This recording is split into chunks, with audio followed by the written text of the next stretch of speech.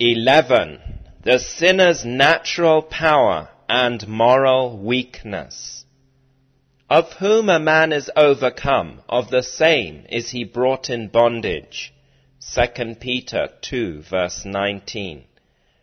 I propose in my present discourse to discuss the moral state of the sinner.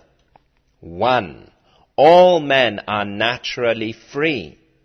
The first important fact to be noticed is that all men are naturally free, and none the less so for being sinners. They naturally have freedom of will. By natural freedom, I do not mean that they have a right to do as they please, for this can by no means be true. Nor do I mean that they are free agents, merely in the sense of being able to do as they will do. In fact, men sometimes can and sometimes cannot execute their purposes of will. But be this as it may, moral liberty does not consist in the power to accomplish one's purposes. You are aware that some old philosophers define liberty of will to be the power to do what you will do. This, for many reasons, cannot be the true idea of freedom of the will. For, look at the department of doing, which is embraced in muscular action. The simple fact is that some of our muscles are not under the control of the will at all, while others are under its control by a law of the sternest necessity. In regard to this latter class, all the freedom there is pertains to the will, none of it to the action of the muscles controlled by the will. It is then a sheer mistake to deny the location of freedom where it is, and to locate it where it is not. If there be any such thing as necessity in the universe, it is found in the absolute control held by the will over those physical muscles which are placed under its control. The obedience of the muscles is absolute, not free or voluntary in any sense whatever. Hence the absurdity of locating human freedom there. This freedom is in the will itself, and consists in its power of free choice. To do or not to do, this is the option. It has by its own nature the function of determining its own volitions. The soul wishes to do or not to do, and thus is a moral sovereign over its own activities. In this fact lies the foundation for moral agency. A being so constituted that he can will to do or not to do, and has moreover knowledge and appreciation of his moral obligations, is a moral agent. None other can be. It deserves special notice here that every man knows that he has a conscience which tells him how he ought to act, as well as a moral power in the exercise of which he can either heed or repel its monitions. That a man is free in the sense of determining his own activities is proved by each man's own consciousness. This proof requires no chain of reasoning. It is strong as need be, without any reasoning at all. A man is just as much aware, and as well aware of originating his own acts, as he is of acting at all. Does he really act himself? Yes. And does he know that he acts himself? Yes. How does he know these things? By consciousness. But he has the same evidence of being free, for this is equally proved by his own consciousness. Still further, man can distinguish between those acts in which he is free and those in which he is acted upon by influences independent of his own choice. He knows that in some things he is a recipient of influences and of actions exerted upon himself, while in other things he is not a recipient in the same sense, but a voluntary actor. The fact of this discrimination proves the possession of free agency. The difference to which I now refer is one of everyday consciousness. Sometimes a man cannot tell whence his thoughts come. Impressions are made upon his mind, the origin of which he cannot trace. They may be from above, they may be from beneath.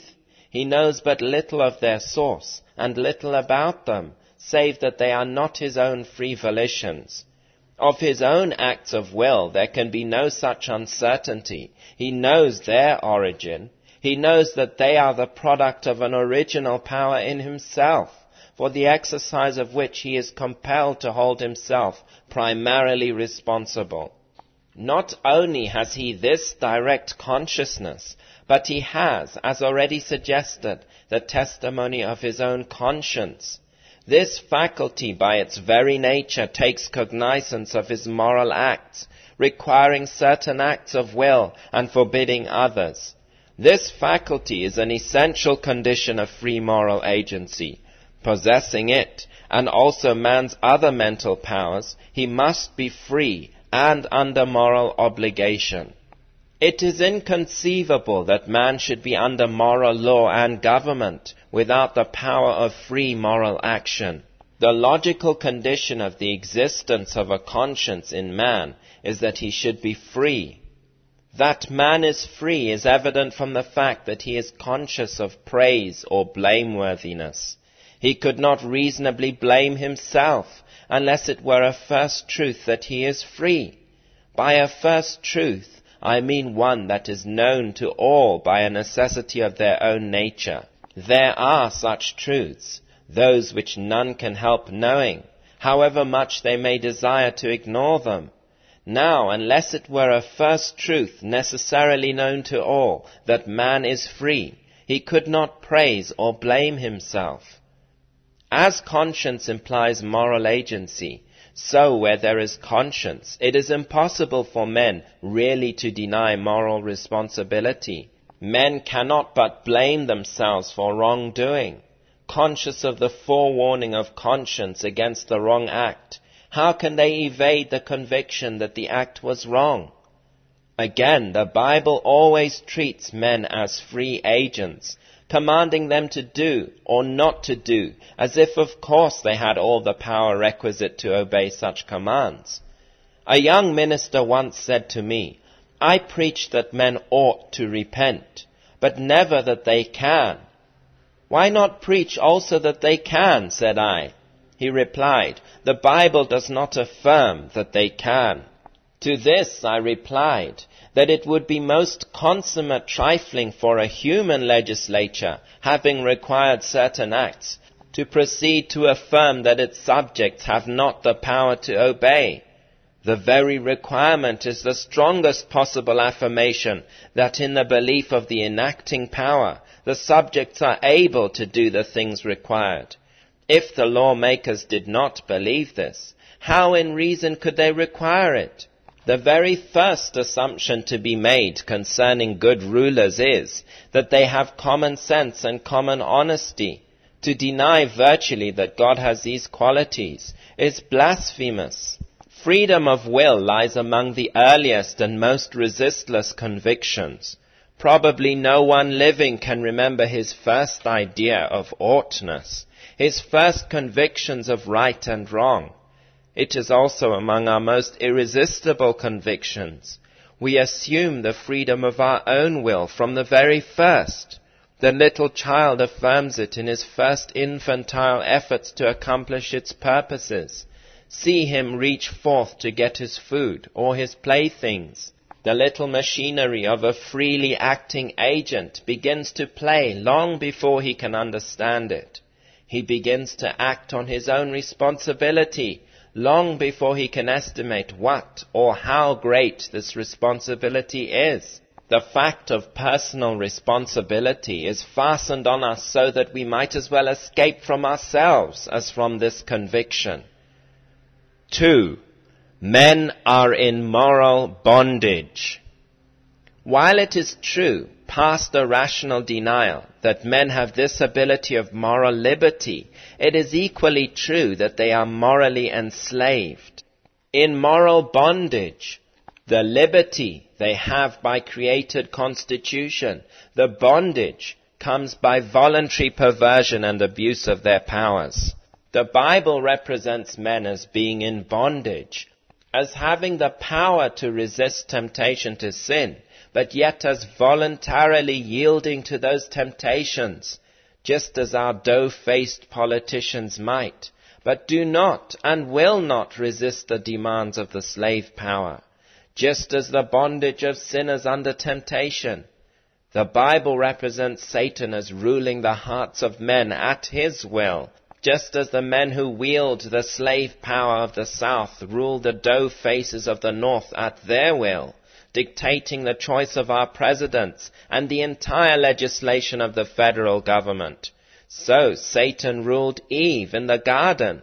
So he now works in the children of disobedience.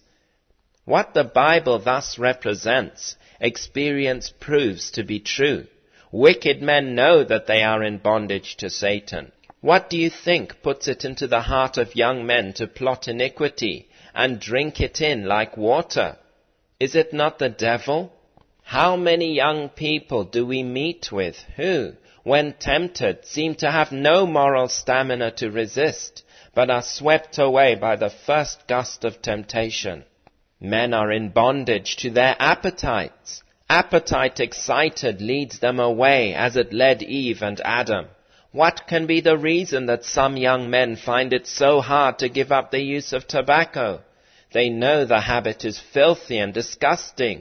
They know it must injure their health, but appetite craves, and the devil helps on its demands. The poor victim makes a feeble effort to deliver himself, but the devil turns the screw again and holds him the tighter, and then drags him back to a harder bondage.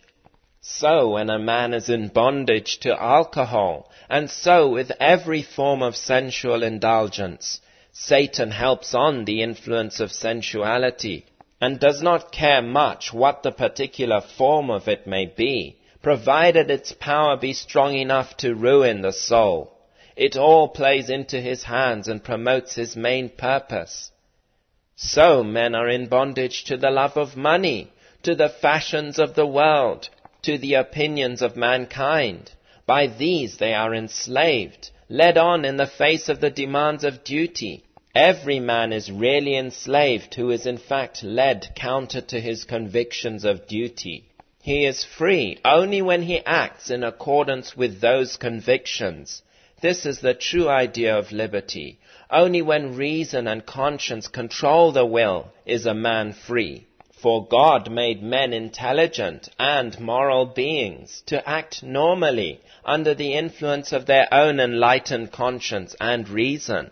This is such freedom as God exercises and enjoys. None can be higher or nobler. But when a moral agent is in bondage to his low appetites and passions, and is led by them to disregard the dictates of his conscience and of his reason, he is simply a galley slave, and to a very hard and cruel master. God made men to be free, giving them just such mental powers as they need in order to control their own activities as a rational being should wish to. Their bondage then is altogether voluntary.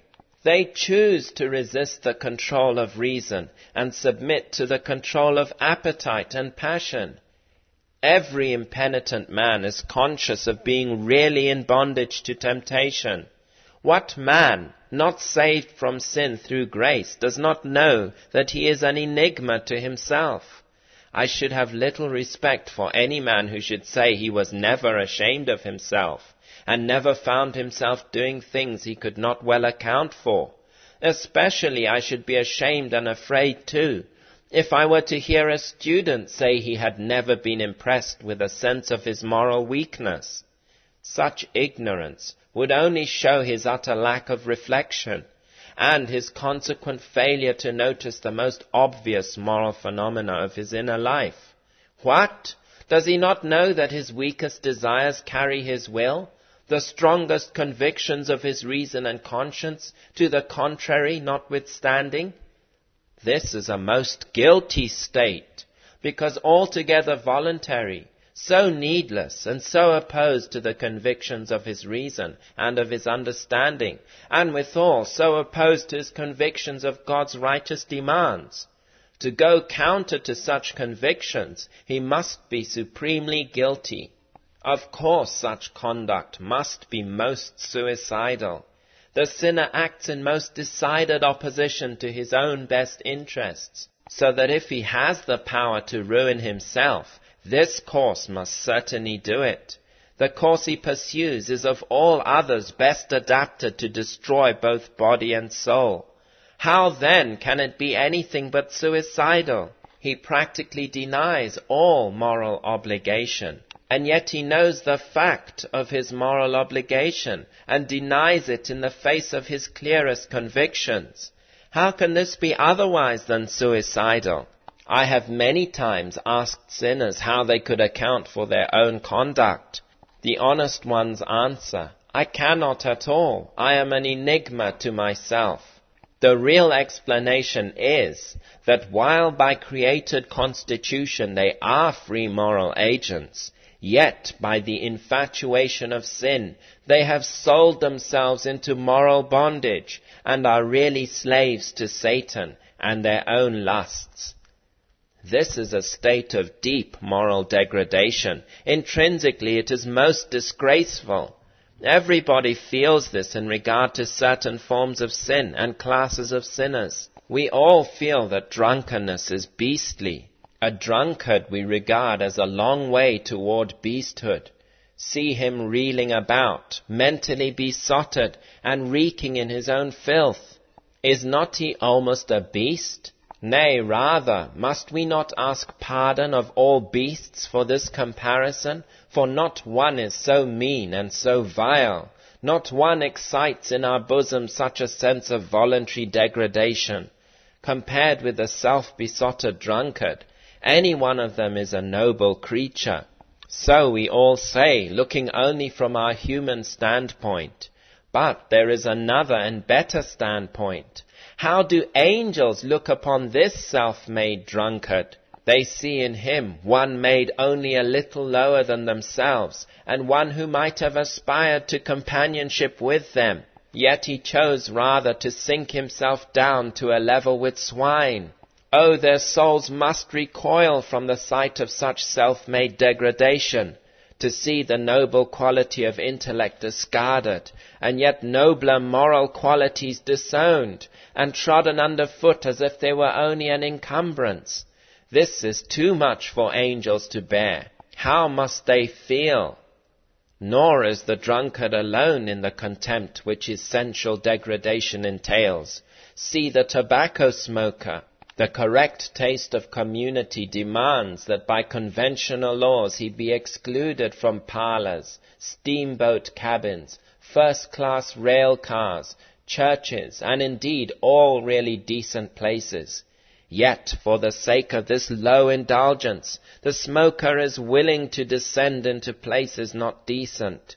See him steal out of his place among respectable people in the rail car, and herd with rowdies in the smoking car, for the sake of his filthy indulgence. If he were only obliged to ride all day in the society to which he sinks himself by this indulgence, it might admonish him of the cost of his sensuality. It might help to open his eyes. I have taken these forms of sensual indulgence as illustrations of the real degradation of sin. In these cases, the good sense of mankind has been evinced by the grade of debasement to which they consign these votaries of low self-indulgence. If we only saw things in their right light, we should take the same view of the moralist. I recollect that in talking with a great moralist he said, "How can I act from regard to God or to the right? How can I go to meeting from the high motive of pleasing God? I can go from a desire to promote my own selfish ends, but how can I go for the sake of pleasing God?" Yes, that is precisely his difficulty and his guilt. He does not care how little he pleases God. That is the least of his concern. The very lowest class of motive sways his will and his life. He stands entirely afar from the reach of the highest and noblest. In this consists his self-made degradation and his exceeding great guilt. So of the miser when he gets beyond all motives but the love of hoarding, when his practical question is not, how shall I honor my race, or bless my generation, or glorify my Maker, but how can I make a few coppers? Even when urged to pray, he would ask, what profit shall I have if I do pray unto him? When you find a man thus incapable of being moved by noble motives, what a wretch is he! How ineffably mean!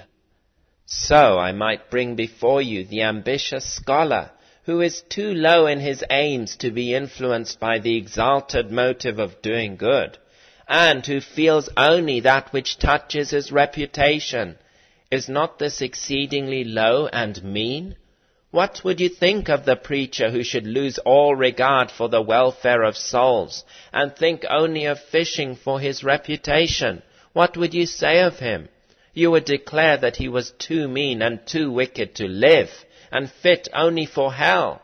What would you think of one who might shine like Lucifer among the morning stars of intellect and genius, but who should debase himself to the low and miserable vocation of snuffing round after applause, and fishing for compliments to his talents? Would you not say that such self-seeking is unutterably contemptible, with all heaven above beckoning them on to lofty purposes and efforts? There they are, working their muck-rake, and nosing after some little advantage to their small selves. See that ambitious man, who so longs to please everybody that he conforms his own to everybody's opinions, and never has one that is really his own. Must not he be low enough to satisfy any of those whose ambition seems strangely reversed, so that they only aspire to dive and sink, never to soar, whose impulses all tend downwards and never up? One would suppose they would have degradation enough to satisfy any ordinary ambition. All this comes of bondage to base selfishness. Alas, that there should be so much of this in our world, that public sentiment rarely estimates it anywise according to its real nature. Remarks. Our subject reveals the case of those who are convicted of the right, but cannot be persuaded to do it. For example, on the subject of temperance, he is convicted as to duty. He knows he ought to reform absolutely, but yet he will not change. Every temperance lecture carries conviction, but the next temptation sweeps it by the board, and he returns like a dog to his vomit. But mark this, every successive process of temperance, conviction and temptation's triumph, leaves him weaker than before, and very soon you will find him utterly prostrate. Miserable man! How certainly he will die in his sins! No matter what the form of temptation may be, he who, when convinced of his duty, yet takes no corresponding action, is on the high road to perdition. Inevitably this bondage grows stronger and stronger with every fresh trial of its strength. Every time you are convinced of duty, and yet resist that conviction, and refuse to act in accordance with it, you become more and more helpless. You commit yourself more and more to the control of your iron-hearted master. Every fresh case renders you only the more fully a helpless slave. There may be some young men here who have already made themselves a moral wreck. There may be lads not yet 16 who have already put their conscience effectually beneath their feet. Already you have learned, perhaps, to go against all your convictions of duty. How horrible! Every day your hands are growing stronger. With each day's resistance your soul is more deeply and hopelessly lost. Poor miserable dying sinner! He that, being often reproved, hardeneth his neck, shall suddenly be destroyed, and that without remedy. Suddenly you dash upon the breakers, and are gone. Your friends move solemnly along the shore, and look out upon those rocks of damnation on which your soul is wrecked. And weeping as they go, they mournfully say, There is the wreck of one who knew his duty, but did it not. Thousands of times the appeals of conviction came home to his heart, but he learned to resist them. He made it his business to resist, and alas, he was only too successful. How insane the delusion that the sinner's case, while yet in his sins, is growing better. As well might the drunkard fancy he is growing better because every temperance lecture convicts him of his sin and shame, while yet every next day's temptation leaves him drunk as ever, growing better. There can be no delusion so false and so fatal as this. You see the force of this delusion in clearer light when you notice how slight are the considerations that sway the soul against all the vast motives of God's character and kingdom. Must not that be a strong and fearful delusion, which can make considerations so slight outweigh motives so vast and momentous? The guilt of this state is to be estimated by the insignificance of the motives which control the mind. What would you think of the youth who could murder his father for a sixpence? What, you would exclaim, for so mean a pittance be bribed to murder his father? You would account his guilt the greater by how much less the temptation. Our subject shows the need of the Holy Spirit to impress the truth on the hearts of sinners. You may also see how certainly sinners will be lost if they grieve the Spirit of God away. Your earthly friends might be discouraged, and yet you might be saved. But if the Spirit of God becomes discouraged and leaves you, your doom is sealed forever. Woe unto them when I depart from them. This departure of God from the sinner gives the signal for tolling the knell of his lost soul. Then the mighty angel begins to toll, toll, toll, the great bell of eternity, one more soul going to its eternal doom.